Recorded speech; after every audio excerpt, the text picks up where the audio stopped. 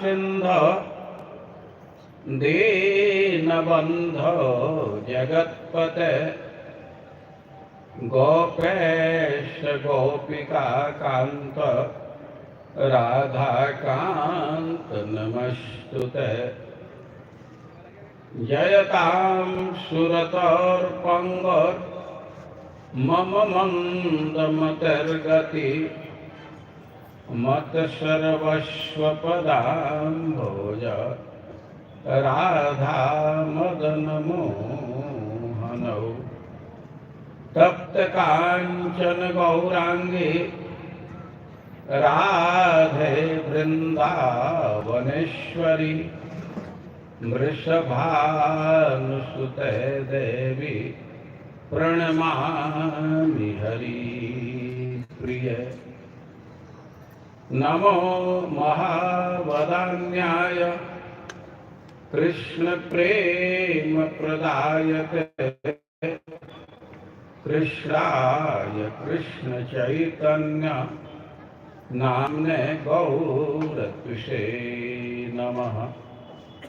श्री चैतन्य मनोभीष्टं स्थापितं येन भूतले सोऽयं रूपः कदा मह्यं ददाति स्वपदान्तिकम्।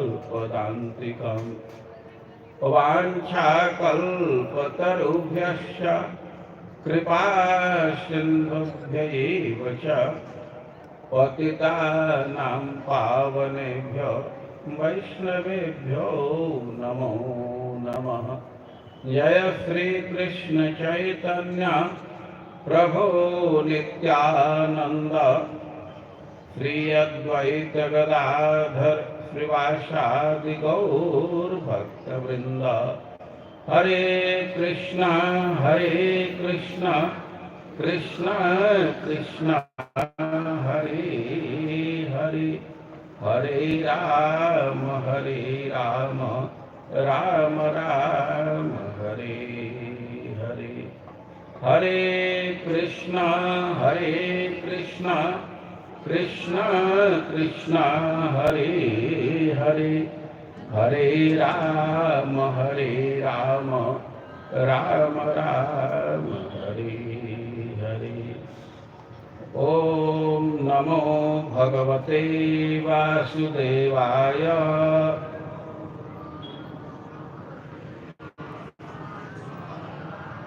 ओम नमो भगवते वासुदेवाय।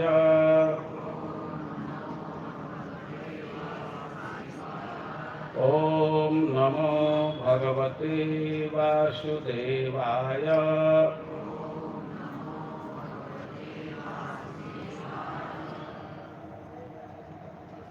सह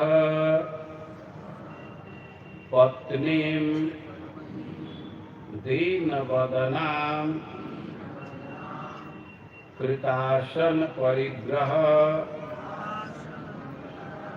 सभाजितः यथा न्यायम् इदम् आह कुरुद्वः। सपत्नीं दीनवदनां कृतासन परिग्रह सभाजितो यथा न्यायम् इदमाह कुरुद्वः। सपत्नीं दीनवदनां कृतासन परिग्रह सभाजितो यथा न्यायम् इदमाह कुरुद्वः। सह कश्यप मुनि पत्नी अपनी पत्नी को दीन वदना सूखा मुखमंडल किए कृत आसन परिग्रह आसन ग्रहण करके सभाजितः अदिति द्वारा आदर किए जाकर यथा न्यायम काल तथा देश के अनुसार इदम आह इस प्रकार कहा। कुरुद्वः, हे कुरुश्रेष्ठ महाराज परीक्षित।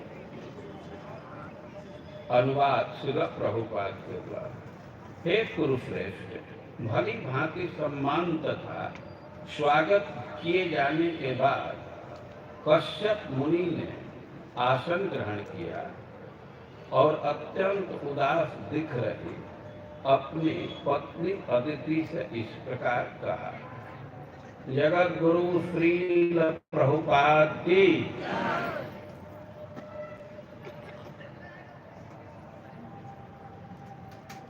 और हमको व्यवस्था पक्ष के द्वारा ही टॉपिक दिया गया है,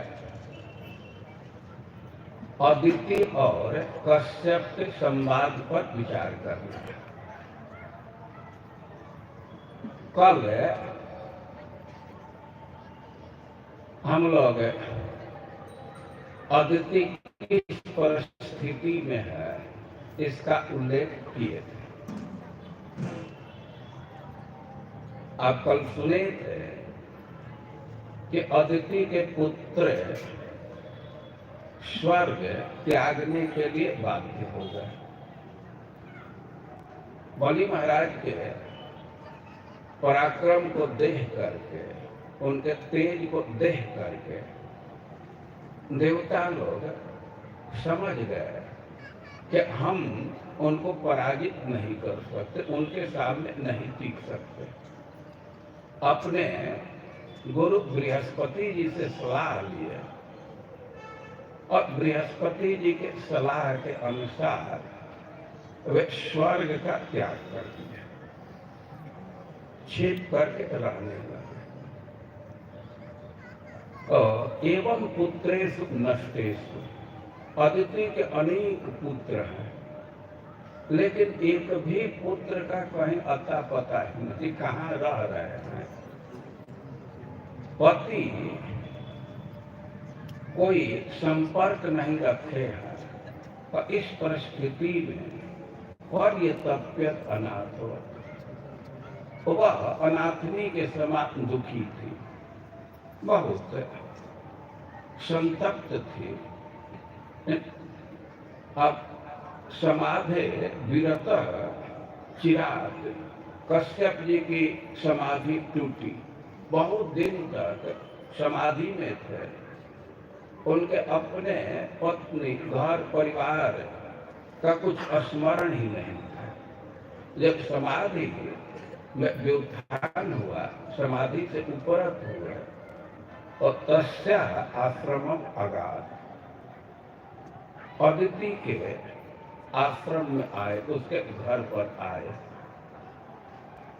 और उसके घर के विषय में कह रहे हैं, अदिति के घर के विषय में कह रहे हैं कि निरुत्सव, निरानंद, वहां कोई खुशी का चिन्ह नहीं था, सब चीज फीका फीका लग रहा था। और इस शब्द से यह भी ध्वनित है कि अदिति भी अपने पुराने निवास में नहीं है, वह भी स्वर्ग में नहीं है। अब इंद्र का ही अधिकार खत्म हो गया, तो माता पिता का भी अधिकार खत्म। हम लोग देखते हैं कि कोई व्यक्ति किसी पद पर है, किसी कंपनी के या सरकार के किसी पद पर है, तो उसको कई एक प्रकार की सुविधा मिलती है, खास करके स्वास्थ्य संबंधी सुविधाएं हैं, यात्रा के संबंध में सुविधा मिलती है। लेकिन पद खत्म हो गया, उसका ही पद खत्म हो गया, तो माता पिता को भी सुविधा नहीं मिलेगी।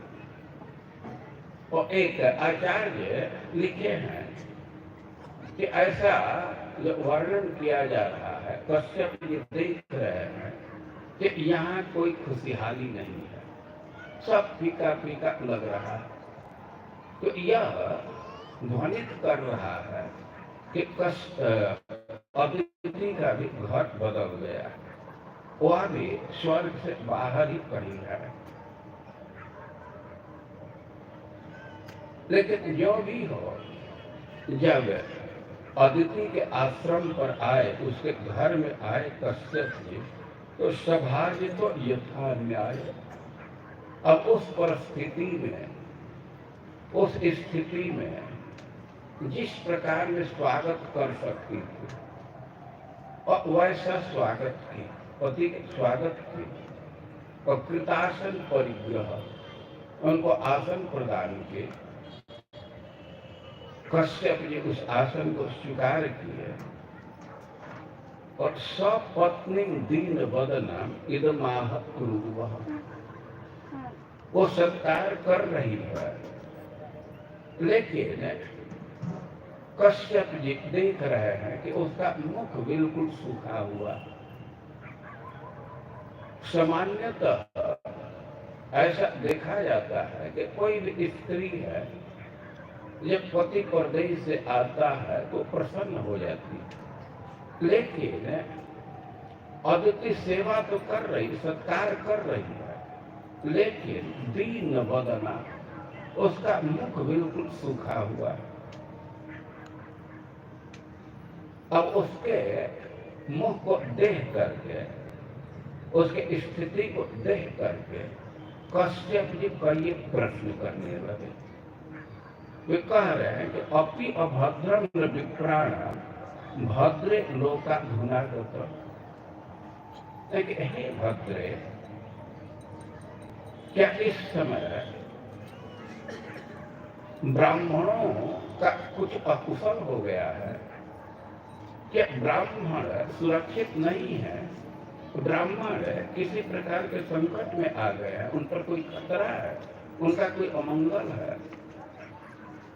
और जो भी कश्यप प्रश्न कर रहे हैं, तो ध्यान रखना चाहिए कि यह चिंता का कारण हो सकता है। अदिति को उदास देख करके कश्यप जी के मन में ऐसा विचार आ रहा है कि हो सकता है कि ब्राह्मणों पर कोई खतरा आ गया, उन पर कोई अत्याचार कर रहा है, और इसलिए यह दुखी है, चिंतित है। वे प्रश्न कर रहे हैं कि क्या ब्राह्मणों पर कोई अकुशलता आ गई है, कोई अमंगल आ गया है? वो ब्राह्मण सुरक्षित है न? और लोक धुनागता न धर्मस्य न लोकस्य मृत्यु चंडावर्तिना। वो कह रहे हैं कि धर्म पर संकट नहीं है ना, धर्म का कोई अमंगल नहीं है ना, और समाज में कोई बहुत भारी दुखद घटना तो नहीं हो गई है। वो ब्राह्मणों को सोच करके वे प्रश्न कर रहे हैं। ब्राह्मण समाज के लिए बहुत उपयोगी है। फिर प्रभुपाद जी बार बार इस बात को लिखे हैं, मस्तिष्क का बहुत महत्व है। जैसे शरीर में ब्रेन का महत्व है, तो वैसे ही समाज में ब्राह्मणों का महत्व है। कहीं ब्राह्मणों पर कोई खतरा तो नहीं है, और न धर्मस्य, कोई धर्म का अमंगल तो नहीं हो गया। धर्म व्यक्ति सुरक्षित रखता है, धर्म की रक्षा करता है, तो धर्म ही व्यक्ति की रक्षा करता है। हम धर्म की रक्षा करेंगे तो धर्म हमारा रक्षा करता है। तो धर्म पालन का बहुत महत्व है। और लोकस्य मृत्यु, एक प्रश्न कर रहे हैं कि कहीं समाज में बहुत भारी कोई ट्रेजेडी तो नहीं हो गया, तो लोग का कोई अमंगल तो नहीं हो गया, और लोगों का परिचय दे रहे हैं कि मृत्यु छंदान वर्तिना। हम देखते हैं कि इस संसार में बहुत बहुत लोग हैं, लेकिन कोई भी व्यक्ति स्वतंत्र नहीं है, सब मृत्यु के अधीन है। ऐसा एक भी व्यक्ति नहीं है जो अपने को मृत्यु के भय से बाहर रखे। सबको मृत्यु का भय है। मृत्यु की जब इच्छा होगी तब व्यक्ति को मार सकता है। तो लोगों का परिचय दे रहे हैं मृत्यु छंदानुवर्तिना। इस समाज में जो लोग मृत्यु के अधीन हैं तो उनका कोई अमंगल तो नहीं हो गया, क्यों तुम उदास हो? और कश्यप जी ऐसे विचार कर रहे हैं कि हो सकता है कि समाज में बहुत भारी कोई विपत्ति आ गई हो, कोई बहुत भारी हादसा हो गया है, क्यों यह उदास है? वो कुछ उत्तर नहीं दे रही है। और फिर आगे प्रश्न कर रहे हैं कि अपि वा कुशलम कीजिए गृहेषु गृह मेदिनी। हे गृह मेदिनी, क्या गृहस्थी में कुछ कठिनाई आ रही है? धर्मस्यार्थस्य कामस्य यत्र योगो योगिना। ऐसा देखा जाता है कि स्त्रियों का चित्त घर गृहस्थी में लगा रहता है। तो प्रश्न कर रहे हैं कि अपि वा कुशलम किंचित् गृहेषु गृह मेदिनी। क्या घर में कोई कठिनाई आ गई है?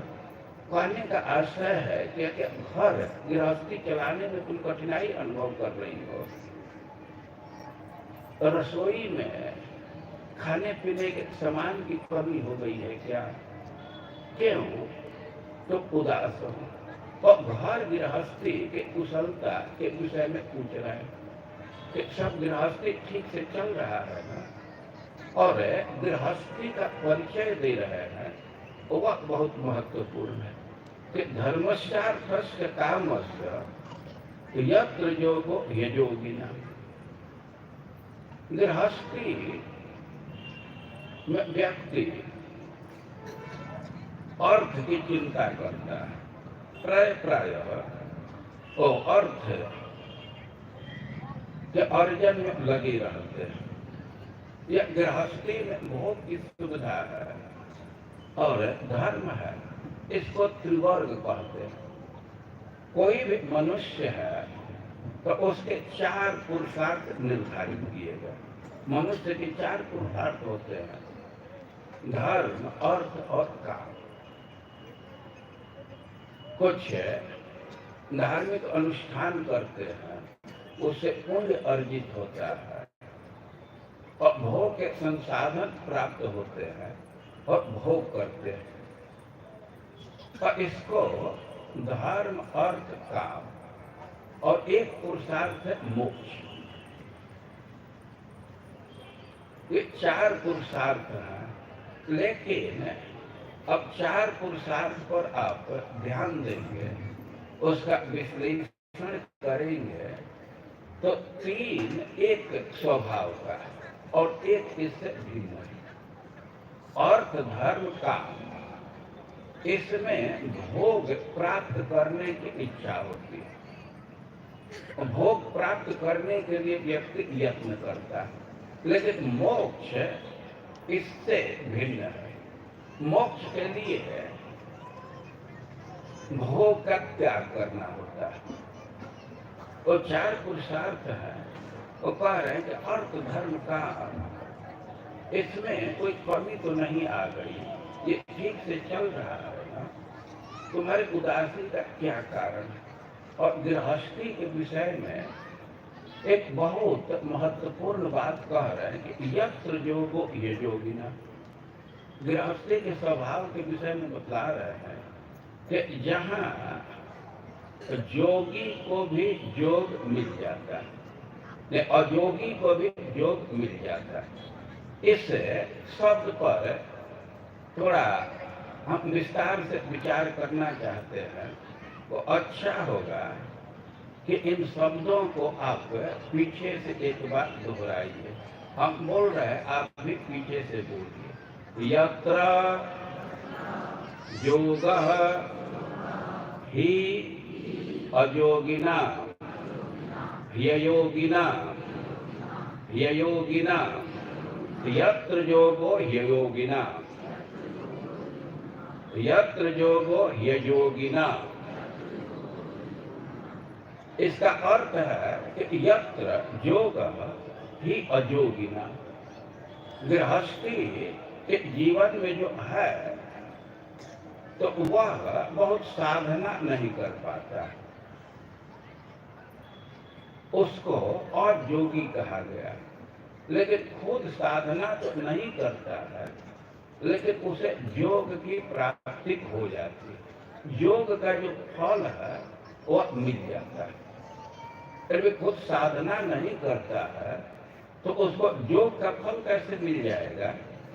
और सिद्धांत समझना चाहिए कि जो योगी हैं, जो साधना में है, वो उनकी सेवा करता है और उनके फल का कुछ अंश इसको प्राप्त हो जाता है। समाज को 4 आश्रम में बांटा गया है, ब्रह्मचारी, गृहस्थ, वानप्रस्थी और सन्यासी। और जो सन्यासी हैं, ब्रह्मचारी हैं, तो साधना में लगे रहते हैं, और गृहस्थ तो प्रायः कमाने खाने में लगे हुए। लेकिन कह रहे हैं कि यत्र योगो ह्ययोगिना, वो गृहस्थी में है, अपने धर्म का पालन करते हैं और उसी से योगियों का फल उनको मिल जाता है। तो ये कैसे होता है? आप एक उदाहरण से इस बात को समझ सकते हैं। हम देखते हैं कि कई एक लोग बिजनेस करते हैं, खरीद बिक्री करते हैं, क्या क्या बिजनेस करते हैं, और कोई ऐसे हैं कि कोई उनका बिजनेस नहीं है, अब वे केवल सहायता कर देते हैं। किसी को कोई प्लांट बैठाना है, वो सरकार से कुछ सुविधा चाह रहा है, सरकार से परमिशन चाह रहा है, परमिशन मिलेगा तो प्लांट उसका होगा, उसका लाभ उसको मिलेगा। लेकिन प्लांट लगाने के लिए उसको एप्लीकेशन डालना, तो कुछ लोग उस एप्लीकेशन भरने में, डॉक्यूमेंट को ठीक से सजाने में सहयोग कर देते हैं और उनको भी पैसा मिल जाता है। और कभी कभी देखा जाता है कि जो ये सहयोग का काम कर रहे हैं, सेवा कर रहे हैं, तो उनकी आमदनी बहुत हो जाती है, क्योंकि थोड़ा थोड़ा भी कमीशन मिलता है तो जोड़ करके उनका आमदनी काफी हो जाता है। और उसी प्रकार गृहस्थ भले ही साधना में न हो, लेकिन साधकों की सहायता करता है, उनको भोजन प्रदान करता है, उनको सुविधा देता है, तो उनके योग फल का कुछ अंश गृहस्थ को भी मिल जाता है। अब कई योगियों की सहायता कर रहा है तो उसका अब योग फल बहुत हो जाता है। तो इस सिद्धांत को दे रहे हैं कि यत्र योगो ह्ययोगिना, वो खुद योग नहीं करते हैं, लेकिन अपने धर्म का पालन करते हैं और उनको भी मोक्ष की प्राप्ति हो जाती है। दूसरे आश्रम की सहायता करने से, उनके साधना में सहयोग करने से वे योग फल को प्राप्त कर लेते हैं। यह अर्थ है, बहुत सुंदर अर्थ है, लेकिन इसका एक दूसरे ढंग से भी अर्थ किया जा सकता है। यत्र योगो ह्ययोगिना, योग मतलब जुट जाना, आसक्त हो जाना, बंध जाना। योग मतलब बंध जाना।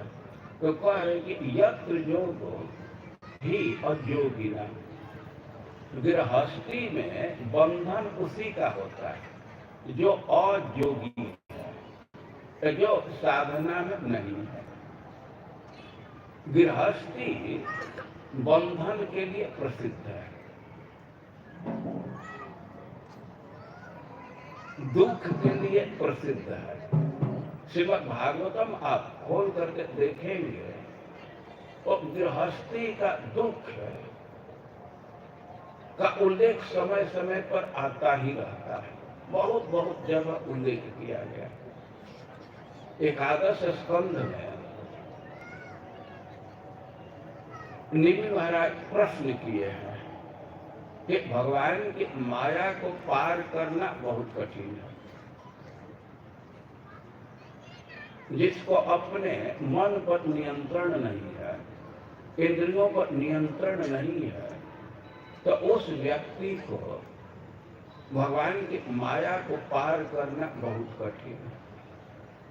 वे ऐसा कह रहे हैं कि हे महर्षि, कोई ऐसा उपाय बतलाइए कि उस माया को स्थूल दिया, सामान्य बुद्धि वाला, कम बुद्धि वाला, मोटा बुद्धि वाला व्यक्ति भी आसानी से पार कर जाए। और माया पार करने के विषय में प्रश्न कर रहे हैं और प्रबोध जी उत्तर दे रहे हैं कि पहला उसका कर्तव्य है जो गृहस्थी में है उनके रिजल्ट को उल्टा देखे। कर्मण्यारभमाणा दुख हत्या सुखाय पश्चित पाक विपर्यासम मिथुनी चारिणा निर्णय।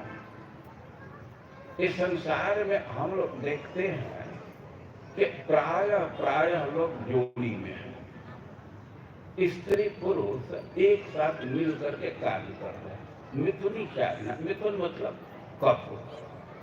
तो बिल्कुल स्पष्ट बात है, आप समझ सकते हैं कि अधिकांश लोग जोड़ी में हैं और कर क्या रहे हैं, कर्मण्यारभमाणा। वो जोड़ी बांध करके चुपचाप बैठे नहीं हैं, विविध प्रकार के कर्म कर रहे हैं। कर्मण्यारभमाणा न दुख हत्या सुखाय, विविध प्रकार के कर्म कर रहे हैं। और उसका उद्देश्य क्या है, किस लिए कर्म कर रहे हैं? करके उद्देश्य को अब दो शब्द में रख सकते हैं। दुख हत्या, वे दुख को समाप्त करना चाहते, प्रॉब्लम को समाप्त करना चाहते, और सुखाय च, सुख प्राप्त करना चाहते, शांति प्राप्त करना चाहते। और इसी उद्देश्य से कर्मण्यारभमाणा वे जोड़ी बांध करके कर्म में लगे हुए और कर्म करते हैं। और कह रहे कि पश्चित पाक विपर्यासम, जिस व्यक्ति को माया को पार करना है तो उसका प्रथम योग्यता है कि संसार के लोगों के इस कर्म के परिणाम को उल्टा दे। लोग प्रयास कर रहे हैं कि सारी समस्या को हटा दे, सारे सुख को प्राप्त कर ले, लेकिन अब तक ऐसा हो नहीं पाया। बल्कि और नई नई समस्याएं आ जाती।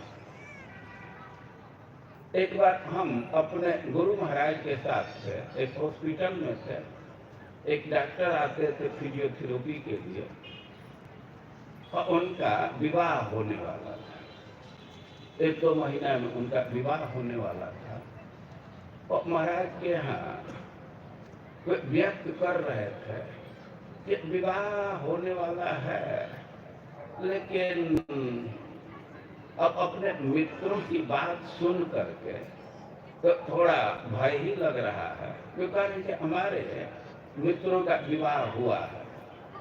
तो वे लोग अपना अनुभव सुना रहे हैं कि विवाह नहीं हुआ था तो एक चिंता थी भोजन की। तो विवाह नहीं है तो भोजन की चिंता रहती थी, भोजन बनाना है, कैसे भोजन मिलेगा, और उसकी चिंता हमेशा बनी रहती। और विवाह हो गया तो भोजन की चिंता तो दूर हो गई, लेकिन और सब चिंता आ गई। अब बहुत बहुत चिंता करना पड़ता है। बिल्कुल स्पष्ट ये सब बात है, इसकी बहुत व्याख्या की जरूरत नहीं है। और गृहस्थी के विषय में कह रहे हैं कि कर्मण्या रघुमाणाना, कर्म कर रहे हैं। कोई ऑफिस में काम कर रहा है तो कोई घर में कर रहा है। कभी कभी दोनों ऑफिस में जाते हैं, लौट करके आते हैं, दोनों घर में काम करते हैं।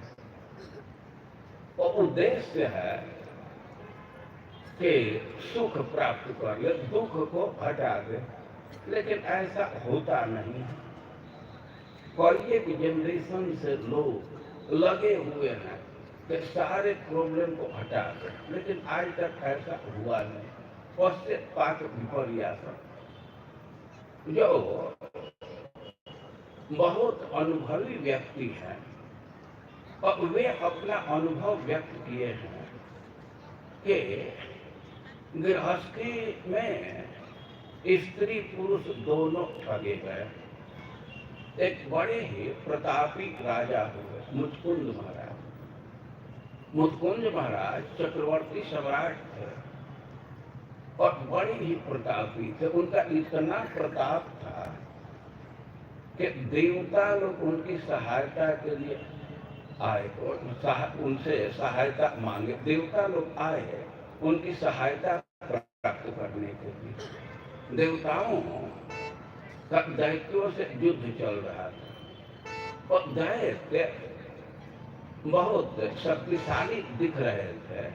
और देवता लोग आए मुचकुंद महाराज से सहायता मांगने के लिए और उनको युद्ध के लिए ले गए।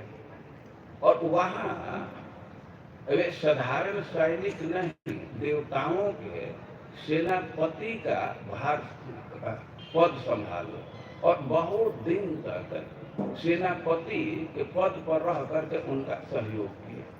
लेकिन बाद में देवताओं के सेनापति वापस आ गए। तो वे मुचकुंद महाराज से कहे कि राजन विरमता कृच्छा, अब आप इस युद्ध के जीवन से विरत हो सकते और वरम विडिशो भद्रम से आपके मन में जो इच्छा हो, जो कामना, उसको कहिए। ऋते कैवल्य मत देना, एक चीज मत मांगिएगा, मोक्ष मत मांगिएगा, क्योंकि मोक्ष तो केवल भगवान विष्णु के अधिकार में है। और जो इच्छा हो आप मांग सकते हैं। और वे बतलाए कि एक चीज समझ लीजिए कि आप तो स्वर्ग में आ गए, हमारी सहायता कर रहे हैं। अब इतना समय बीत गया है कि पृथ्वी पर जाएंगे तो आपके परिवार का कोई भी नहीं मिलेगा, सब काल के गाल में चले गए, तो वहाँ कोई मिलेगा नहीं। लेकिन आपको जो सुविधा चाहते हैं हम लोग दे देंगे। मुचकुंद महाराज विचार किए, ये देवताओं का ही ऐसा प्रस्ताव था कि आप बहुत युद्ध किए हैं, थके हुए हैं और अब विश्राम करना चाहें तो उस भी सुविधा हम लोग दे देंगे। और मुचकुंद महाराज और उसी का चयन किए, हम थोड़ा विश्राम करना चाहते हैं। अब देवता लोग उनको वर दे दिए कि आपको सोते समय जो भी बाधा डालेगा, जो आपको जगाएगा, तो आपके दृष्टि से भी भस्म हो जाएगा।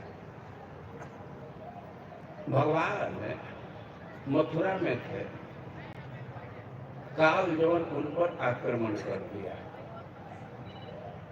त्रिशदी म्लेच्छ कोटि भी 3 करोड़ म्लेच्छों की सेना लेकर के मथुरा को घेर लिया और जरासंध भी आक्रमण कर रहा था। भगवान विचार करने लगे कि इस समय यदि हम युद्ध करते हैं कालजवन से तो सारी सेना तो उधर रहेगी और जरासंध आक्रमण कर देगा, तब तो मथुरा के निवासियों का बड़ा अमंगल होगा, तहस नहस कर देगा। वो पहले मथुरा के निवासियों को सुरक्षित कर दिए, वे अपने योग माया से उनको द्वारका भेज दिए और काल जवन के समक्ष पैदल ही बाहर आए। काल जवन तो कृष्ण को देखा तो पहचान गया। नारद जी से परिचय ले लिया था, कैसा कृष्ण है, पहले से भेंट नहीं है, लेकिन विचार करने लगा कि नारद जी जैसा रंग रूप बदलाए थे वैसा ही है।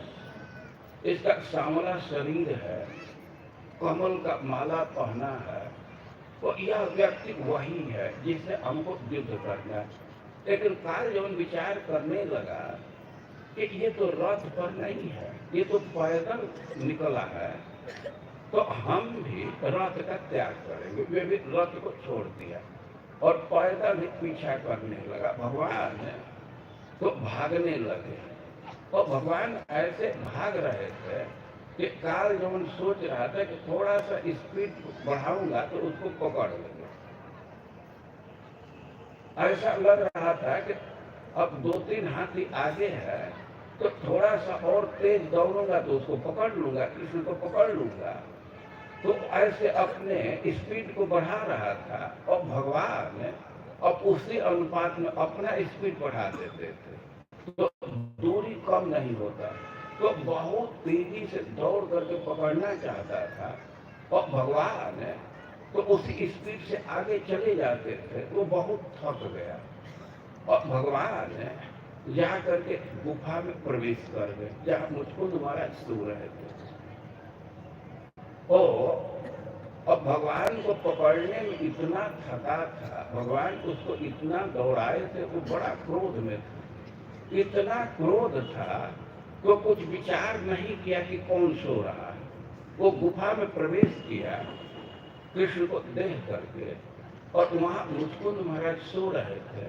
तो उसको लगा कि हमको इतना दौड़ा करके और कृष्ण ही सो रहा है, तो क्रोध में था और सीधे जा करके लात मारा। मुचकुंद महाराज को लात मारा, मुचकुंद महाराज की नींद खुली और उनके दृष्टि से भस्म हो गए। वो जब भस्म हो गया तब भगवान मुचकुंद महाराज के सामने आए। मुचकुंद महाराज भगवान को देखे तो विचार करने लगे कि कौन व्यक्ति हो सकता है। इतना आकर्षण था तो विचार करने लगे कि आदमी कौन है, कौन यहाँ गुफा में आ गया। उनको लग रहा था कि क्या अग्निदेव का तेज है, सूर्य का तेज है, लेकिन वे विचार कर रहे थे कि ना, ऐसा तेज नहीं हो सकता। तो अपने से तो एक निर्णय ले लिए कि तीनों देवताओं में जो श्रेष्ठ है और विष्णु वही है।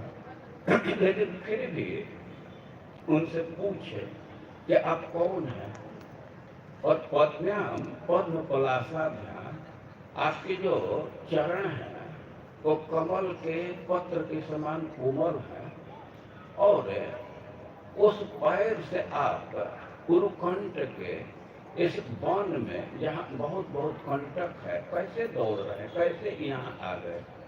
अपना परिचय बतलाए, क्या मंधाता के पुत्र हैं, हम स्वर्ग में गए थे, अभी विश्राम कर रहे थे, कोई आया सामने, हमारी दृष्टि से जल करके नष्ट हो गया, अभी आप आए हैं तो आप हैं कौन। भगवान कहने लगे कि हमारा तो बहुत नाम है, अब तुम हमारे नाम कर्म लीला के विषय में पूछ रहे हो तो हमारे नाम की गिनती नहीं हो सकती, हमारे कर्म की गिनती नहीं हो सकती। यह संभव है कि पृथ्वी के धूलि कण को कोई गिन नहीं, लेकिन हमारे जन्म कर्म को नहीं गिन सकता। लेकिन फिर भी तुम पूछ रहे हो, तो अभी जो रिसेंट मैं वसुदेव का पुत्र हूँ और इसलिए लोग हमको वासुदेव कहते हैं। और ऐसे अपना परिचय दिए और मुचकुंद महाराज तो भगवान के दर्शन से बहुत शांति महसूस कर रहे थे। भगवान को प्रणाम किए और उनकी स्तुति करने लगे। तो उस स्तुति में कह रहे हैं कि जनकी समाय, हे प्रभु, आपके माया से ये दुनिया के लोग मोहित हैं और न भजन की आपका भजन नहीं कर रहे हैं। अनर्थ उनकी दृष्टि अनर्थ पर है, भोग पर है। और इसी क्रम में कह रहे हैं कि जोषित पुरुष से वंचित।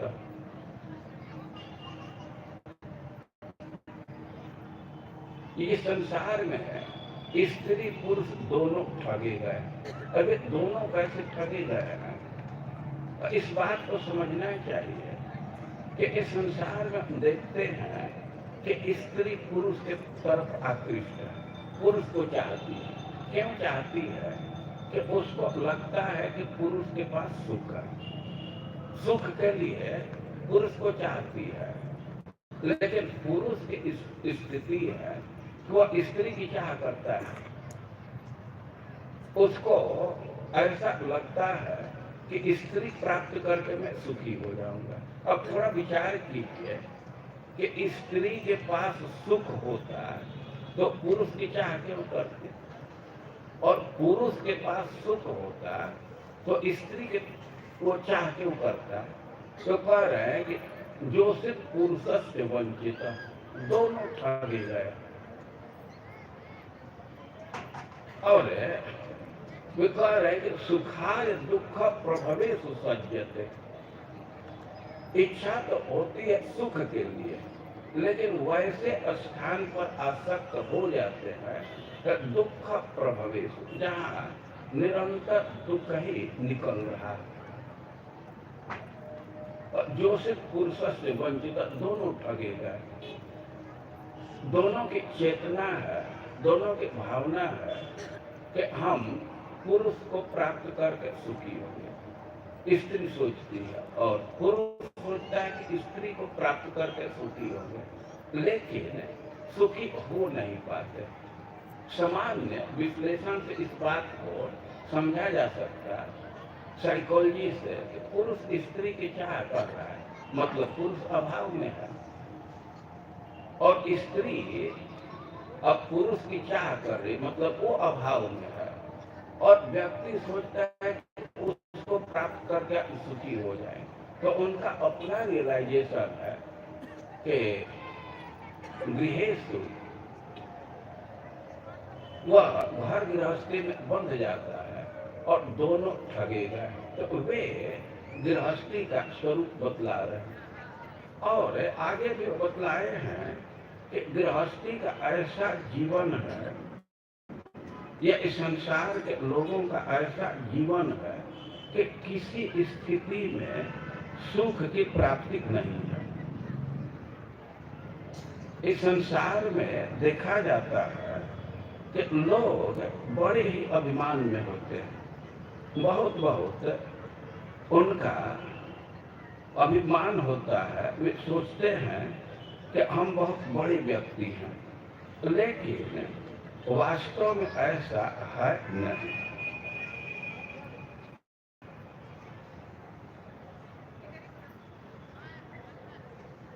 वे कह रहे हैं कि हमारा तो यह अनुभव है कि हम आपकी अवहेलना किए।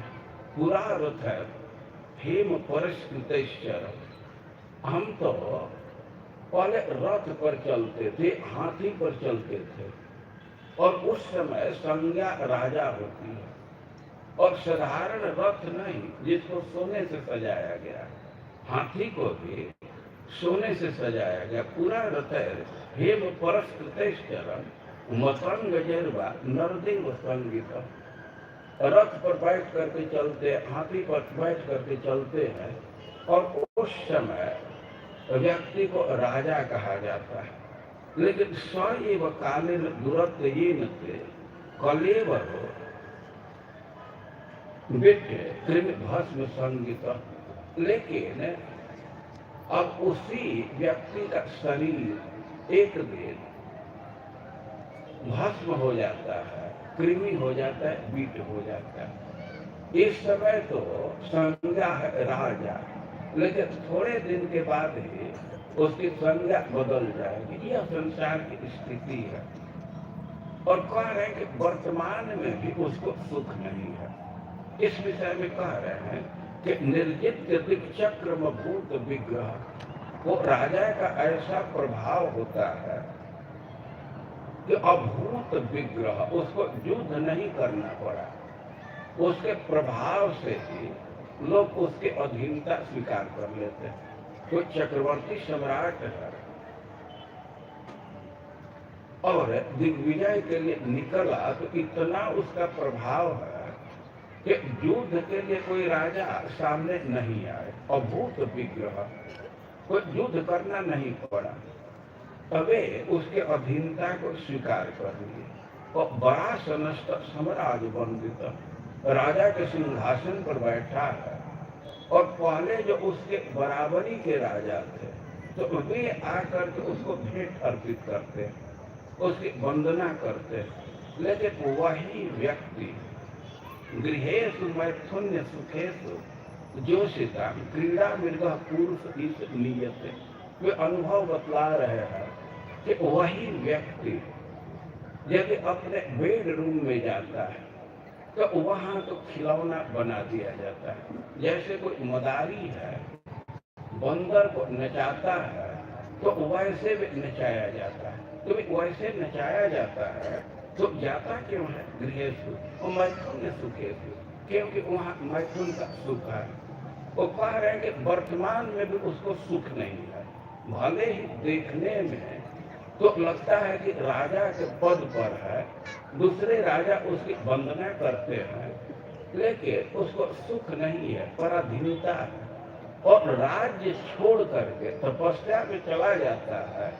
लेकिन फिर भी उसके मन में कामना है कि फिर मैं चक्रवर्ती सम्राट बन जाऊं या स्वर्ग में आधिपत्य प्राप्त कर लूं, तो कामना के चलते जलता रहता है। और मुचकुंद महाराज जैसे व्यक्ति का अनुभव है कि इस संसार में सुख नहीं है, सब लोग दुखी हैं और यह उनका अनुभव है। लेकिन अब व्यक्ति सुख के लिए प्रयास करता रहता है। वो कह रहे हैं कि सुखाय नहीं, दुख हत्ते सुखाय। व्यक्ति समस्या को दूर करना चाहता है, सुख को प्राप्त करना चाहता है, लेकिन पश्चात विपर्यास, रिजल्ट उल्टा हो रहा है। यह अनुभव में आना चाहिए, प्रथम योग्यता। कोई प्रश्न कर देता है कि कैसे हम इस सुख को हे समझे, परिणाम को उल्टा समझे। तो श्रीमद् भागवतम में ही इस बात को समझाया गया है। रघुगण से कह रहे हैं जब भरत जी कि न तस्य तत्व, उस व्यक्ति को वो तत्व का ज्ञान वरीय से भी वाचक समासन उपनिषद भी नहीं दे सकता। किस व्यक्ति को कह रहे हैं कि जस्ट हेयानुमित स्वयं न गृह में सौख्यम, कि जिस व्यक्ति को गृहस्थी के सुख में स्वयं ही हे बुद्धि नहीं हो जाता है, तो अपने से कैसे हे बुद्धि होगा कि स्वप्ने निरुक्त गृह में सौख्यम न जैसे ही अनुमित स्वयं से, स्वप्न के उदाहरण से सब को स्वप्न का अनुभव है। व्यक्ति सपना में क्या क्या पा जाता है, खूब बड़ा घर पा गया, बड़ा पद पा गया, बहुत मात्रा में धन प्राप्त कर गया, सोया हुआ है, लेकिन नींद खुलते ही अब उसमें है बुद्धि कर लेता, उसका महत्व तो कोई देता नहीं है। सपना में कुछ प्राप्त कर गए तो उसको कोई महत्व देता है, तो करे कि स्वप्न निरुक्त्या। जैसे स्वप्न में व्यक्ति बहुत बहुत सुख प्राप्त करता है, लेकिन उसको महत्व नहीं देता, और वैसे ही जो व्यक्ति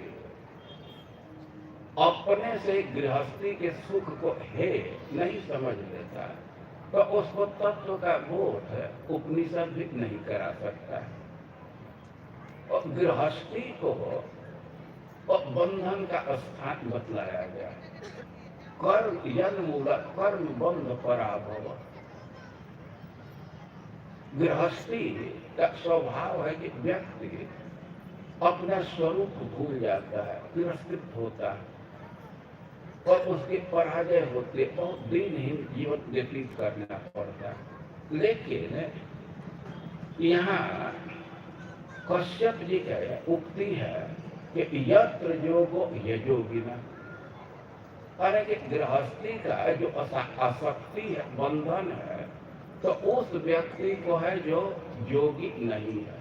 जो अयोगी है तो उसी का बंधन होता है।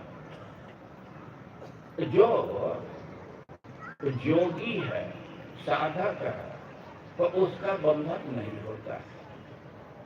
ये ध्यान देने की बात है।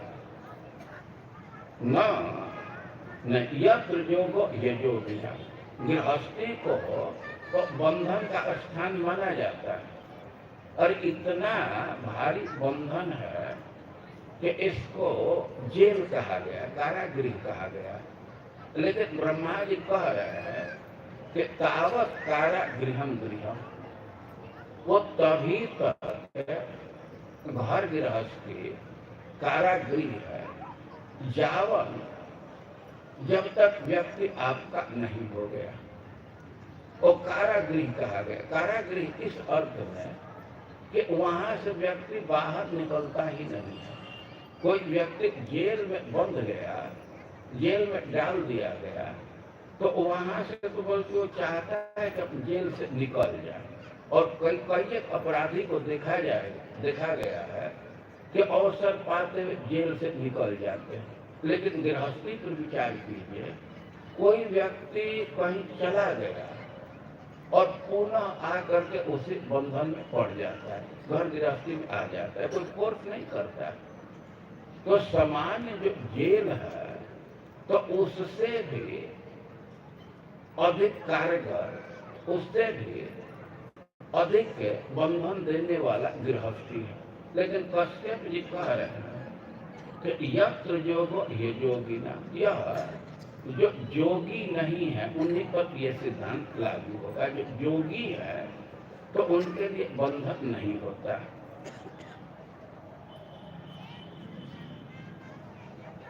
पंचम स्कंध में कह रहे हैं कि महताम खलु विप्रम से उत्तम श्लोक पादय छाया निर्वृत्त चित्ता न कुटुंब स्पृहामति। जो व्यक्ति भगवान के चरण कमलों के छाया का अनुभव कर रहा है, उस आनंद का अनुभव कर रहा है, तो न कुटुंब स्पृहामति, वह कुटुंब में आसक्त नहीं होता। जिसको भगवान के चरणों का छाया प्राप्त है, उस छाया से संसार दुख को भूल गया, आनंद का अनुभव कर रहा है, तो उसको कुटुंब में स्पृहा नहीं होती।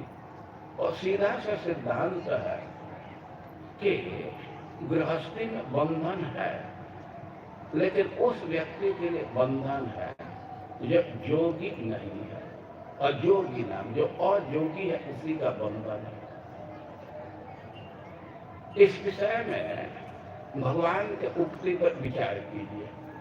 प्रचेताओं को वे समझाए हैं कि गृहेस्वा विशताम चापी पुंसाम कुशल कर्मणा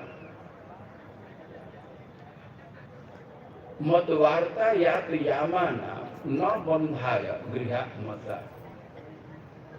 जिस व्यक्ति का समय हमारे कथा कीर्तन में जा रहा है और जो व्यक्ति कुशल कर्म है, कर्म करने में कुशल है, तो उसके लिए गृहस्थी भी बंधक नहीं है। प्रचेताओं को भगवान इस बात को समझाया है। प्रचेता बड़े ही महान व्यक्ति थे। प्रचेता जैसा नाम आप सुन रहे हैं, और उत्कृष्ट चित्त वाले, प्रकृष्ट चित्त वाले, या जो सबसे प्रकृष्ट है, सबसे श्रेष्ठ है, और उनमें जिनका चित्त है उनको कहा जाएगा प्रचेता। प्रकृष्ट है, श्री कृष्ण है, चेतान से ये सांकेतिक प्रचेत।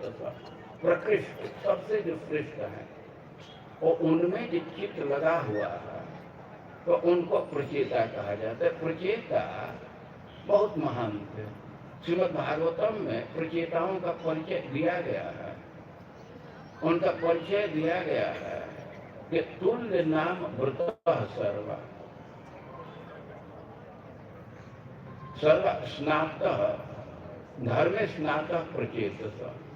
प्रचेता 10 भाई हैं, लेकिन उनका रंग रूप एक जैसा, उनका सदाचार एक जैसा और धर्म स्नातः। तो 10 भाई धर्म के सिद्धांत के पारंगत हैं और इसलिए वो माता पिता उनको एक ही नाम दे दिए, प्रचेता। 10 भाइयों के लिए एक नाम और उनका व्यक्तित्व बहुत उन्नत है और माता पिता के दृष्टि से देखा जाए और उस दृष्टि से भी बहुत महान है। उनके पिता का नाम है बर्हिसत और एक नाम उनका पड़ गया प्राचीन बर्ही। और बर्हिसत का परिचय दिया गया है कि क्रिया कांडेषु निष्णात योगेषु च कुर्वः।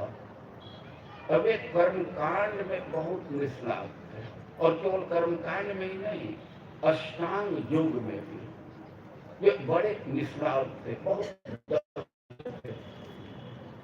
वो इतना यज्ञ किए कि उनका एक नाम हो गया प्राचीन बर्ही। उसका कारण था कि यज्ञ का ऐसा विधान है कि आहुति दी जाती है और आहुति देने का विधान है कि कूस के चट्टाई पर बैठ करके आहुति देना होता है और कूस की चट्टाई वो जड़ से युक्त होना चाहिए।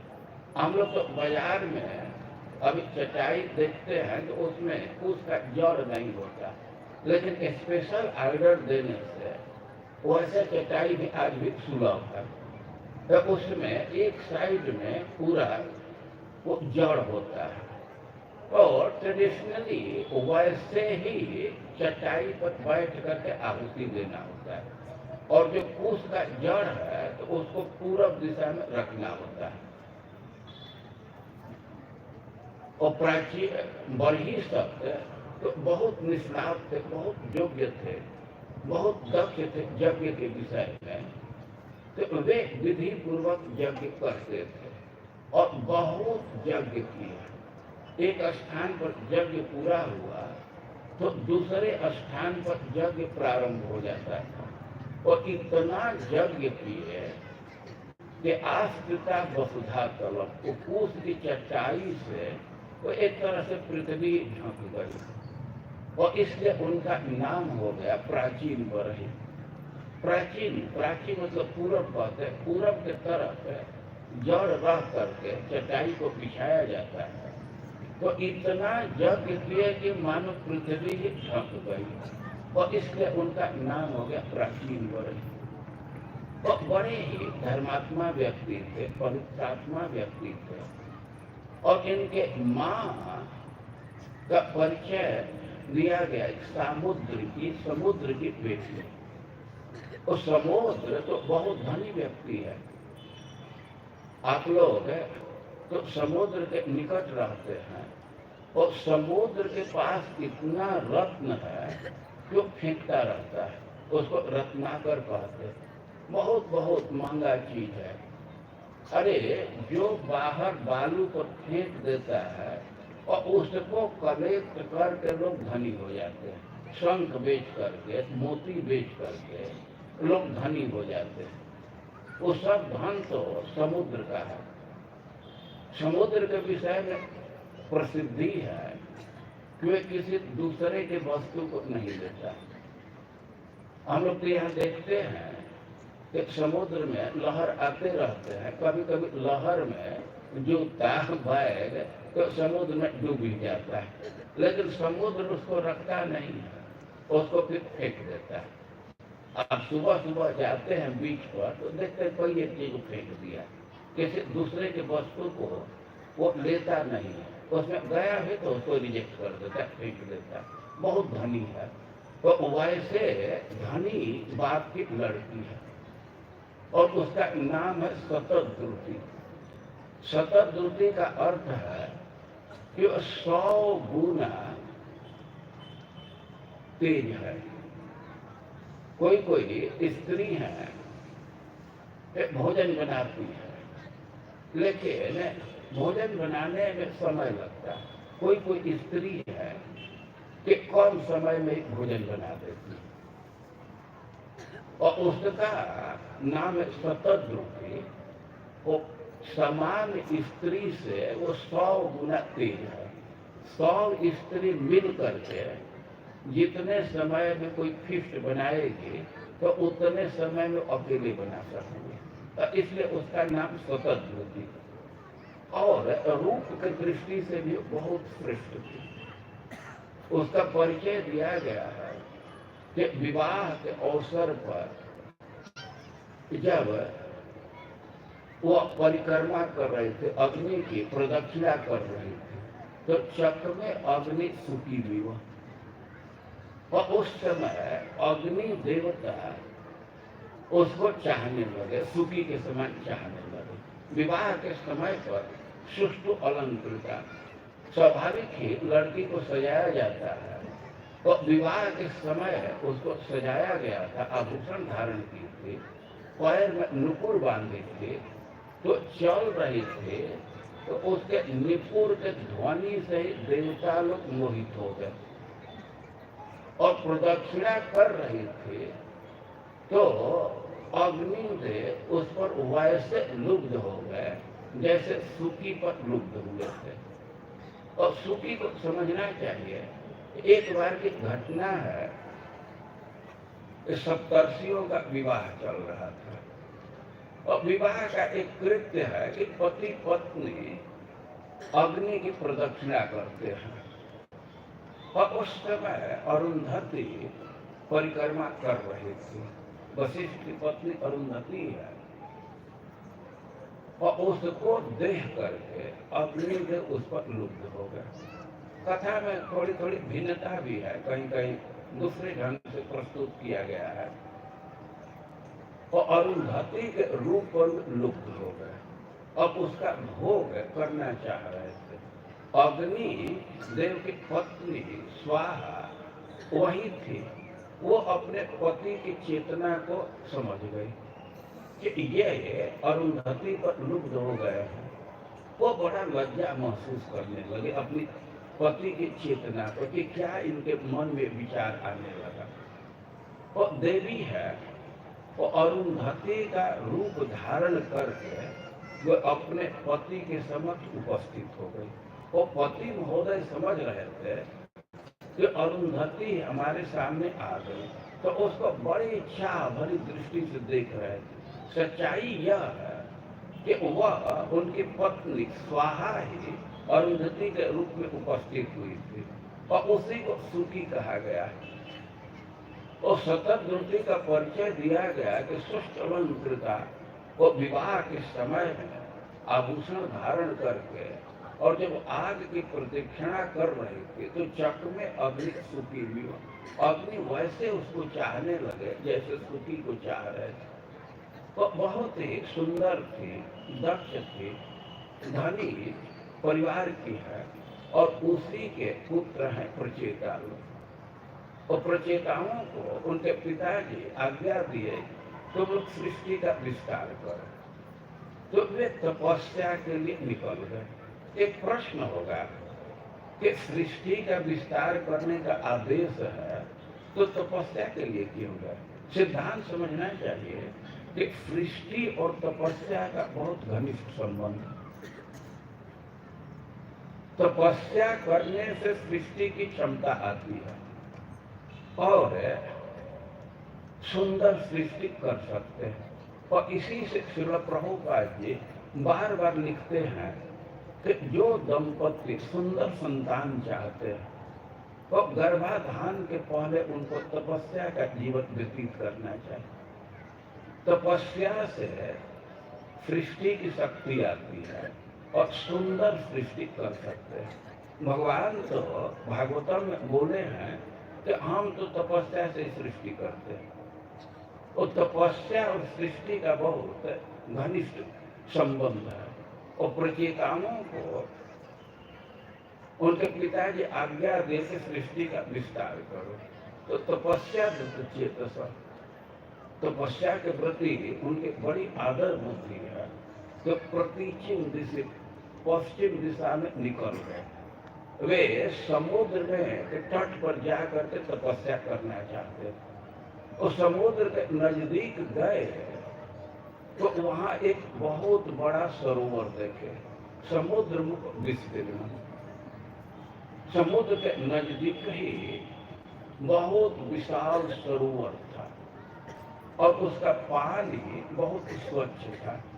उसके जल के विषय में लिखा गया है कि महन मन इव स्वच्छ। जैसे महात्माओं का मन शुद्ध होता है और वैसा उस सरोवर का पानी शुद्ध था, स्वच्छ था।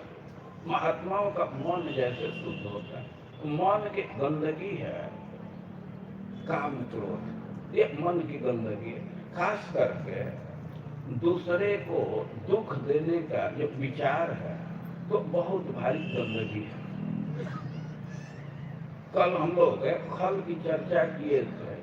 कुछ लोग योजना करते रहते हैं दूसरे को दुख देने के लिए, बहुत भारी गंदगी। लेकिन महात्माओं के मन में ऐसा विचार कभी नहीं आता। एक कवि हुए हैं भक्त कवि तुलसीदास जी, तो भगवान राम के लीला का गायन किए हैं। भगवान ने जब रावण का वध किए, रावण पर विजय प्राप्त कर लिया, लेकिन अब 14 साल का समय पूरा होने वाला था। तो भगवान समझ रहे थे कि 14 साल की अवधि को पार करने पर तो फिर भरत को मैं खो दूंगा। तो जल्दी से अयोध्या पहुंचना चाहते थे और इसलिए वे विमान पर यात्रा की। अब विमान से आ रहे थे तो जो उनके सहयोगी बंदर थे अब उनको भी वे कहे कि आप लोगों को भी अयोध्या का दर्शन करना हो तो चल सकते हैं। तो सब बंदर तैयार हो गए। वे धाम के दर्शन का अवसर मिल रहा है तो इसको कौन छोड़ेगा। सब बंदर तैयार हो गए। तो भगवान तो उनको लाए थे कि अयोध्या का दर्शन करके आप लोग लौट जाइएगा। लेकिन जब अयोध्या में वे लोग गए तो बड़ा उनको सुख मिलने लगा। खास करके भगवान के अरूप को देख करके उनको इतने आनंद की प्राप्ति होती थी कि वे लोग अब वहीं रुक गए, वापस नहीं आ रहे और घर गृहस्थी को भूल गए। और तुलसीदास लिखते हैं बिसरे गृह सपने हो सुधिक नाई। वे बंदर का भी परिवार होता है, गृहस्थी होती है, लेकिन कह रहे हैं कि बिसरे गृह सपने हो सुधि नाई। अब उनको स्वप्न में भी घर का स्मरण नहीं आ रहा। और उदाहरण दे रहे हैं कि जिमि पर द्रोह संत मन माही। जैसे कोई संत है तो उसके मन में सपने में भी दूसरे को दुख देने का विचार नहीं आता है। या पर द्रोह कोई उनको दुख दिया है तो संत लोग उसको भूल जाते हैं। और वैसे ही बंदर घर को भूल गए। बिसरे गृह सपने सुधिनाई जिमि पर द्रोह संत मन माही। और यहाँ सरोवर है कि जल का उपमा दे रहे हैं कि महान मन इव स्वच्छ। महात्माओं के मन के समान उनका और उस सरोवर का जल शुद्ध था। और वहां देखे कि जलाशय के नजदीक जो पक्षी रहते हैं हंस कारंडव, तो ये लोग चहक रहे हैं। और वहाँ बहुत सुंदर बगीचा है, बगीचे में बहुत फूल है और फूल के गंध से भौरे मतवाले हैं और ये बहुत गान कर रहे हैं। और ये सब देख करके बड़ा विस्मय में थे, खास करके वे संगीत का आवाज सुन रहे थे। तो वही खड़ा होकर के देखने लगे और तब तक देखे कि उस सरोवर से कोई बड़ा ही तेजस्वी व्यक्ति निकल रहा है और उसके कई अनुचर हैं। और उस तेजस्वी व्यक्ति को देख करके प्रचेता लोग दंडवत प्रणाम किए। लेकिन धर्म का सिद्धांत है कि ब्राह्मण को, गुरु को या अति तेजस्वी व्यक्ति को, वैष्णव को देखते ही नमस्कार करना चाहिए। और प्रचेताओं का परिचय आप सुन रहे हैं कि धर्म स्नाता प्रचेत, वे तो धर्म के सिद्धांत को जानते हैं। तो तेजस्वी व्यक्ति को देख करके दंडवत प्रणाम किए। वास्तव में शिव जी थे और शिव जी कहने लगे कि हम तुम लोगों से बहुत प्रसन्न हैं, तुम्हारे चिकित्सा को तुम क्या करना चाहते हो तो उसको मैं जानता हूँ। तुम भगवान के भक्ति के लिए निकले हो, तो इसलिए हम बहुत प्रसन्न है, तुम लोग बहुत प्रिय हो।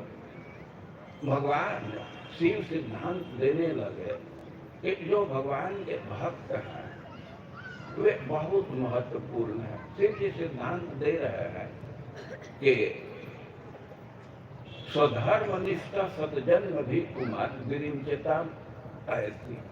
कोई व्यक्ति 100 जन्म तक निष्ठा पूर्वक वर्णाश्रम का पालन करता है तो वह ब्रह्मा जी के पद को प्राप्त करता है।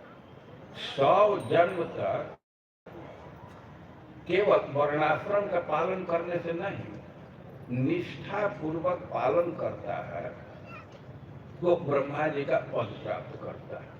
और कह रहे हैं कि ब्रह्मा जी के पद से भी हमारा स्थान ऊपर है, हमारा पद ऊपर है और हमारे पद से भी बहुत ऊपर वैष्णवों का पद है। ये क्या गणित है। और शिव जी समझा रहे हैं कि हम लोग बड़े बड़े पद पर हैं, जिस पद को प्राप्त करना बहुत कठिन है। तो हम लोग भी भगवान के धाम में जाते हैं, लेकिन जब ब्रह्मा जी की आयु समाप्त होती है, जब द्विपराग की आयु उनकी समाप्त होती है, तो ब्रह्मा जी के साथ हम लोग भी भगवान के धाम में चले जाते हैं। लेकिन जो वैष्णव है तो उनका तो यह शरीर नष्ट हुआ और भगवान के धाम में चले जाते हैं। तो हम लोगों के पद से भी ऊंचा पद वैष्णवों का। और शिव जी सिद्धांत दिए कि वैष्णव हमको बहुत प्रिय है और कहे कि वैष्णवों को मैं भी बहुत प्रिय हूँ। तो भक्ति के लिए निकले हो, भगवान के भजन के लिए निकले हो, तो हम सहयोग करना चाहते हैं। हम बहुत प्रसन्न हैं तुम लोगों पर सहयोग करने के लिए हम तुम्हारे सामने उपस्थित हुए हैं। और शिव जी अपने से ही एक स्तोत्र सिखाए और कहे कि इस स्तोत्र का तुम लोग जप करो, इदम जप करो, इसका जप करो। और प्रचेता लोग बहुत श्रद्धा पूर्वक उस मंत्र को स्वीकार किए, उस स्तोत्र को स्वीकार किए और मन को एकाग्र करने के लिए कोई बाधा न हो तो अंतर उदत हो वे समुद्र में प्रवेश करके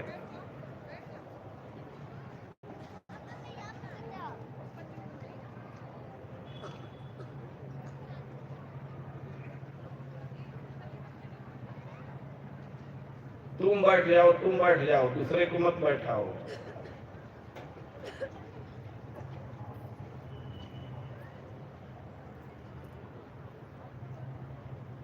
कोई बाहरी बाधा न हो, मन एकाग्र रहे, तो इसके लिए समुद्र में प्रवेश करके उस मंत्र का जप किए। 10,000 वर्ष तक उस मंत्र का जप किए और उनके भक्ति से भगवान प्रभावित होकर के उनके सामने उपस्थित हो गए।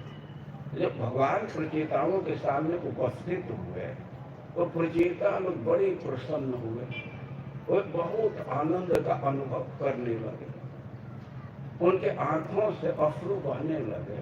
कुछ देर तक खड़े रहे, भगवान को देखते रहे, लेकिन धीरे धीरे स्तुति करने लगे और भगवान उनसे कहे कि हम तुम लोगों से बहुत प्रसन्न हैं, तुम 10 भाइयों में बहुत प्रेम है और तुम्हारे आपस के सौहार्द से बहुत प्रसन्न है, और वर दिए है कि जो व्यक्ति तुम लोगों का स्मरण करेगा और उसको अपने भाइयों में प्रेम बढ़ जाएगा। प्रचेताओं का स्मरण करने से भाइयों में प्रेम बढ़ जाता है। और अब भगवान कहने लगे कि तुम लोगों को एक पुत्र की प्राप्ति होगी जो ब्रह्मा जी से कम नहीं होगा। अब तो प्रचेता लोग बड़ा झेप गए कि हम लोगों का विवाह हुआ नहीं है और ये कह रहे हैं कि तुमको पुत्र मिलेगा, बड़ा यशस्वी पुत्र मिलेगा। तो वे लोग तो थोड़ा असहज महसूस करने लगे। तो भगवान निर्देश दिए, कहे कि वृक्षों ने एक लड़की का पालन किया, कमल लोचन, कंडो प्रमलोचया जाता। उस लड़की का परिचय दिए कि कंडू ऋषि और प्रमलोचा के संग से उत्पन्न हुई है और बहुत सुंदर है, और वृक्ष तुमको अर्पित करेंगे, उस लड़की को तुम लोग स्वीकार कर लेना। लड़की का परिचय समझ लेना चाहिए कि एक ऋषि है, कंडू ऋषि, वे तपस्या कर रहे थे। तो वे तो अपने तपस्या में लीन थे, लेकिन इंद्र को वो भय मन में हो गया। वे सोचने लगे कि इसका तपस्या सिद्ध हो जाएगा तो हो सकता है कि हमारे पद का दावेदार हो जाए। और इंद्र सोचे कि पहले इसकी तपस्या को खंडित कर दिया जाए। ऐसा देखा जाता है इस संसार में। हम लोग कई एक जगह ऐसा देखे हैं कि कोई इलेक्शन होने वाला है और कोई व्यक्ति इलेक्शन लड़ना चाहता है और देखता है कि हमारा कोई प्रतिद्वंदी बन सकता है, वो कोशिश करता है कि पहले ऊपर केस करा दे कि उसका नॉमिनेशन ही इनवैलिड हो जाए। तो ऐसा कई एक बार देखा जाता है। और इंद्र कंडू ऋषि की तपस्या को देख करके भयभीत होगा कि इसका तपस्या सिद्ध हो जाएगा तो हमारे पद का दावेदार हो सकता है। तो स्वर्ग से एक अप्सरा को चाहिए। अप्सरा का नाम था प्रमलोचा। ये जा करके तुम कंडू ऋषि की तपस्या को खंडित करो, उनके तपस्या को भंग कर दो।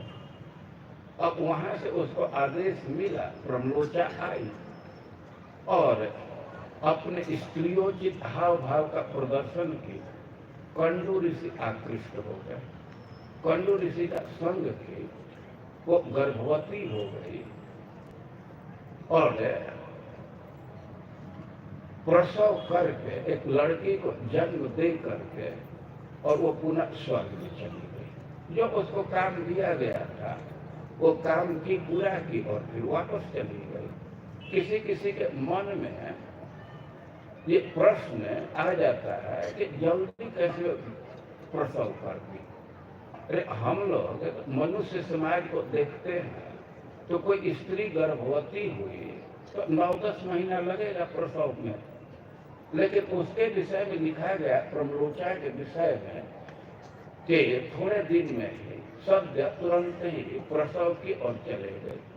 ध्यान रखना चाहिए कि वह देवलोक की स्त्री है। इस संसार में भी आप विचार कीजिए तो कई एक प्राणी हैं जो जल्दी प्रसव करते हैं, जैसे मनुष्य ये गाय, स्त्री या गाय तो 9-10 महीने में प्रसव करती, लेकिन कुछ प्राणी हैं जैसे कुतिया है और भी, तो वो जल्दी प्रसव करते हैं, वो तो 9-10 महीना उनका टाइम नहीं लगता है। तो जैसे इस संसार में आप देखते हैं कि अलग अलग शरीर के अलग अलग क्षमता है। तो देवलोक की स्त्रियों की क्षमता है कि जब चाहे तब प्रसव कर सकती। और प्रलोचा गर्भवती हुई, प्रसव की लड़की का जन्म हुआ, वो स्वर्ग में चली गई। और कौंडू ऋषि भी उस स्थान का त्याग कर दिया। और कौंडू ऋषि क्यों त्याग कर दिया, इस पर विवाद है। एक सिद्धांत कहता है कि कौंडू ऋषि लोक लज्जा के मारे कि हमारी बदनामी होगी, उस स्थान का त्याग कर दिया, लेकिन यह सिद्धांत समुचित नहीं लगता है। एक सिद्धांत के अनुसार ये प्रमलोचा उस लड़की को जन्म दी, तो कौंडू ऋषि थे और उसके लाट में मरण योग पढ़ लिए। मरण योग का अर्थ है कि उसके लाट में पढ़ लिए कि पिता के साथ रहेगी तो इसकी मृत्यु हो जाएगी। तो उस पुत्री के रक्षा के लिए, अपनी पुत्री के रक्षा के लिए इस स्थान को छोड़ दिए। वे कोई भी माता पिता हैं वो अपने संतान से प्रेम करते हैं, उनको अपने आंख के सामने देखना चाहते हैं, लेकिन अब सामने रहने से उसकी मृत्यु हो जाए तो व्यक्ति क्यों सामने रखेगा। प्रथम बात तो यह है कि जीवित रहे। इस बात को आप एक घटना से समझ सकते हैं। लोग कहते हैं कि एक बार 2 स्त्री एक संतान के लिए लड़ते हुए अकबर के दरबार में पहुंचे। कोई छोटा सा बच्चा था और 2 स्त्री लड़ रही थी कि हमारा बच्चा है, दूसरी कह रही थी हमारा बच्चा। दोनों में लड़ाई चल रही थी, दोनों अपना तर्क दे रहे थे। अब अकबर के पास केस गया तो बीरबल के यहाँ ट्रांसफर कर दिया, कहा कि आप इस केस को देखिए।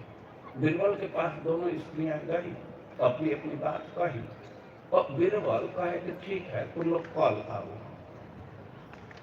आज हम कुछ फैसला नहीं करेंगे, तो कल आओ। फिर दोनों स्त्रियां गई, ये पूछने लगे कि संतान तुम्हारा है। एक स्त्री कहेगी हमारा है, वो तर्क दे रही है हमारा है। और दूसरे स्त्री से पूछे तो वह भी कहने लगी हमारा है। तो दोनों में झगड़ा चल रहा था और बीरबल कहे कि देखो, तो दोनों लोग क्लेम कर रही हो और दोनों का क्लेम हमको ठीक ही लग रहा है, तो हम ऐसा करते हैं कि इस बच्चे को 2 खंड में फाड़ देते हैं, इसको काट देते हैं और आधा आधा करके तुम लोग ले जाओ। जब इतना कहे बीरबल तो एक स्त्री कहने लगी ना ना ना, हमारा संतान नहीं, उसी को दे दीजिए, उसी को दे दीजिए। तब बीरबल समझ गए कि इसका संतान है। कोई अपने संतान को क्यों चाहेगा जो मर जाए। काटने का मतलब कि मर जाए, तो मांस लेकर के क्या करेंगे। और उसी प्रकार ये कौंडू ऋषि के विषय में कहा जाता है कि लड़की के ललाट में मरण जो पढ़ लिए, पिता के साथ रहेगी तो इसकी मृत्यु हो जाएगी। तो उस लड़की के जीवन के लिए उस स्थान को त्याग दिया। अब लड़की जन्म ली है, वो तो रोने लगी, वृक्षों ने उनका पालन किया, इंद्र सहयोग किए, वे अमृत पिलाए अपने अंगुली से।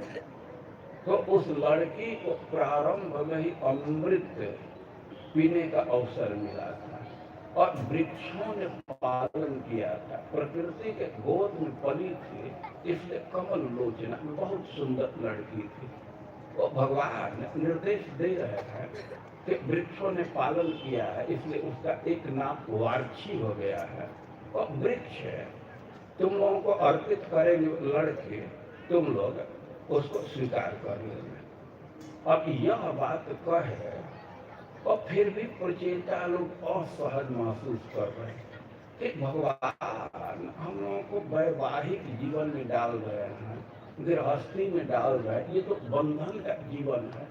और भगवान उनके चेतना को समझ करके, उनके भावना को समझ करके सिद्धांत दिए हैं कि गृहेस्वा विशतां चापि पुंसां कुशल कर्म मदवार्ता यात यामाना न बंधाय गृहामता। वे कह रहे हैं कि कोई व्यक्ति गृहस्थी को स्वीकार कर रहा है लेकिन कुशल कर्मा है। कुशल कर्मा का अर्थ है कि कर्म ऐसे कर रहा है कि बंधन नहीं लगे। कर्म करे और बंधन न लगे तो उसको कुशल कर्मा कहा जाएगा। वे बंधन पर विचार करना चाहिए। क्रिया में बंधन नहीं है, बंधन है भावना में। जो व्यक्ति अपने को कर्ता मानता है, अपने को भोक्ता मानता है, उस पर बंधन लगता है। और पुंसन कुशल कर्म, कुशल कर्म मतलब वो कर्म कर रहा है लेकिन अपने को भोक्ता नहीं मान रहा, अपने को कर्ता नहीं मान रहा। और मद वार्ता यात या माना। और जिस व्यक्ति का समय हमारी वार्ता में जा रही है, कथा कीर्तन में व्यतीत हो रहा है, तो न बंधाय गृहामता, उस व्यक्ति के लिए गृहस्थी भी बंधन नहीं होता। और भगवान यह सिद्धांत दिए। और यहाँ कश्यप ऋषि अदिति से प्रश्न पूछ रहे हैं कि कोई गृहस्थी में कमी आ गई है क्या, संसाधन की कमी है, क्यों तुम उदास हो। और गृहस्थी के स्वरूप पर टिप्पणी कर रहे हैं कि यत्र योगो ये योगिना। एक अर्थ है कि गृहस्थी में अयोगी भी योग का फल प्राप्त कर लेता है। गृहस्थ खुद साधना करे या न करे, साधना का फल प्राप्त कर लेता है, मोक्ष प्राप्त कर लेता है। ये कैसे होता है कि जो साधना करने वाले उसका सहयोग करता है, उनको भोजन देता है, सुविधा देता है, तो उसी के प्रभाव से उसको योग फल की प्राप्ति हो जाती है। और दूसरे ढंग से अर्थ किया गया है कि यत्र योगो ये योगिना। योग का अर्थ है बंधन। वह गृहस्थी में बंधन उस व्यक्ति का होता है जो योगी नहीं है। यदि योगी है तो उसका बंधन नहीं होगा। गृहस्थी में रहते हुए भी वो बंधेगा नहीं। योगी कहने का अर्थ है कि वह कुशल कर्मा है, कर्म कर रहा है लेकिन अपने को कर्ता नहीं मान रहा, अपने को भोक्ता नहीं मान रहा है। और मदवार्ता यात या माना, जिसका समय भगवान के कथा कीर्तन में व्यतीत हो रहा है। देखिए, इस सिद्धांत को खूब अच्छा से समझ लेना चाहिए। व्यक्ति को अभिमान है कि मैं करने वाला, और वास्तविक दृष्टि से देखें तो तुम करने वाले नहीं हो, तुमसे भगवान करा रहे हैं। देखिए, आदमी को अभिमान होता है कि अरे हम तुम्हारा पालन न करें तो तुम भूखे मर जाएगा। खास करके पिता लोग जब अपने पुत्र पर क्रोधित होते हैं कि हम न ध्यान रखें तो तुम बिला जाएगा, चौपट हो जाएगा, तुम्हारा कुछ होगा। लेकिन ये मिथ्या अहंकार है। वास्तव में किसी जीव का पालन पोषण करने वाले भगवान। कोई कहेगा कि प्रकट हम सुविधा देते हैं, कैसे मान लें। तो देखिए, इस बात को जन्म के सिद्धांत से समझ सकते हैं। जैसे माता पिता है तो क्रोध में बोलते हैं हम तुमको जन्म दिए और तुम हमारी सेवा नहीं कर रहा। ठीक है, तुम जन्म दी हो, थोड़ा एक बार विचार करो फिर से कि तुम ही जन्म दी हो। देखिए, इस संसार में देखा जाता है कि स्त्री पुरुष मिल करके किसी को जन्म दे रहे हैं, लेकिन वास्तव में वही जन्म देने वाले हैं।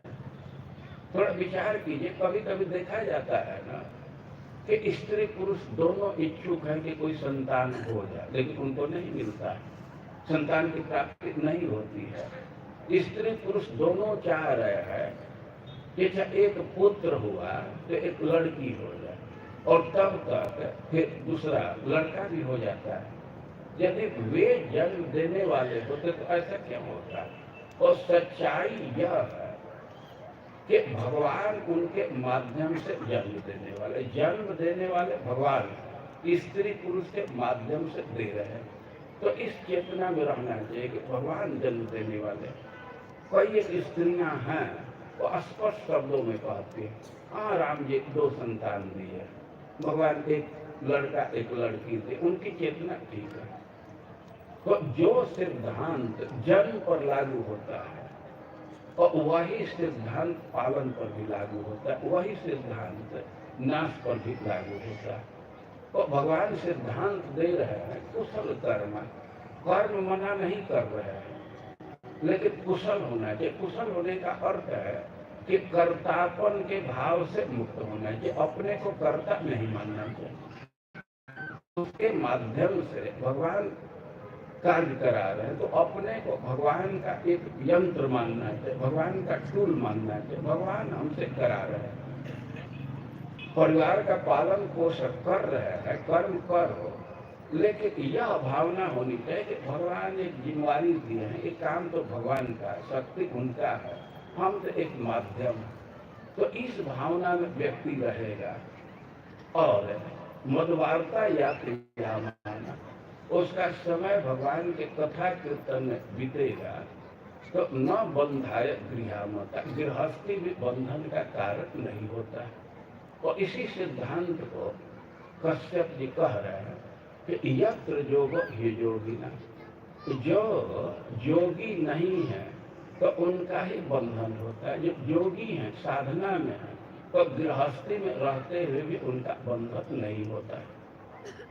और इस प्रकार कश्यप जी अपने पत्नी से उसके उदास होने के कारण के कई विकल्प को पूछ रहे हैं। अभी और भी कई एक प्रश्न किए हैं और उसको हम लोग कल सुनेंगे। हरे कृष्ण।